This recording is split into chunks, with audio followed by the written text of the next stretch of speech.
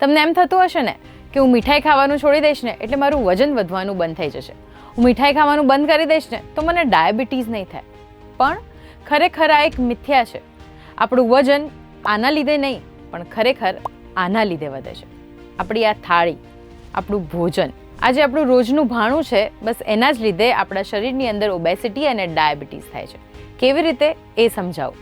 હાય, હું છું હેલી. ICMRના રિપોર્ટ અનુસાર આપણા ઇન્ડિયન ડાયટમાં 62% કેલરીઝ કાર્બોહાઈડ્રેટ્સમાંથી આવે છે અને આપણે 12% જેટલું પ્રોટીન ઇન્ટેક લઈએ છીએ, જ્યારે એ પ્રોટીન ઇન્ટેક 15% હોવું જોઈએ. અને આ જ ઇમ્બેલેન્સના લીધે ડાયાબિટીસ, પ્રી ડાયાબિટીસ અને મેદસ્વીતા આનું રિસ્ક 15 થી 30% વધી જતું હોય છે. આનાથી બોડીને એનર્જી તો મળે છે પણ બેલેન્સ્ડ ન્યુટ્રિશન એ નથી મળતું.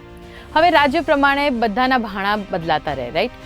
જેમ કે સાઉથ ઇન્ડિયામાં ભાત વધારે ખવાતો હોય, નોર્થ ઇન્ડિયામાં ઘઉં, અમુક રાજ્યોમાં બાજરા, જવાર એવી રીતના ખવાતું હોય છે. તો આ બધાની વચ્ચે આપણે આપણા ડાયટને કેવી રીતે વધારે સિમ્પ્લિફાય કરી શકીએ, કેવી રીતના વધારે બેલેન્સ ડાયટ એને બનાવી શકીએ. આપણે આપણી થાળીમાં પ્રોટીન એટલે કે હેલ્ધી ફેટ્સ એ વધારવાની જરૂર છે અને જેમાંથી કાર્બ્સ મળતા હોય, જેમ કે આપણે રોટલી, ભાત એ બધું થોડું ઓછું કરવાની જરૂર છે. તો આપણે આપણા ડાયટમાં નટ્સ, સીડ્સ, પછી પનીર, ટોફુ, દહીં આ બધું ઇન્ક્લુડ કરવાની જરૂર છે.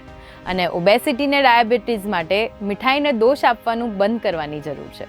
તો ખાલી આપણે મીઠાઈ ખાઈએ કે શુગરી વેરાયટીઝ જે પણ આપણે લેતા હોઈએ એનાથી જ ડાયાબિટીસ અને ઓબેસિટી થાય છે એવું સહેજ નથી. આપણું જો ડાયટ જ બેલેન્સ્ડ ના હોય તો એના લીધે આપણા શરીરમાં પણ અલગ અલગ પ્રકારના રોગ થવાની શક્યતા વધી જતી હોય છે. તો બસ હવે એક હેલ્ધી સ્વેપ કરવાની જરૂર છે, જેનાથી આપણી જે થાળી છે એ ટેસ્ટી બનશે, હેલ્ધી બનશે અને એકદમ બેલેન્સ્ડ બની જશે.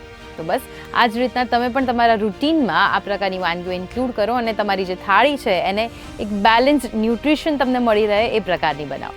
અને આવા જ ઇન્ફોર્મેટિવ ન્યૂઝ માટે ગુજરાત સમાચાર સાથે તમે જોડાયેલા રહેજો.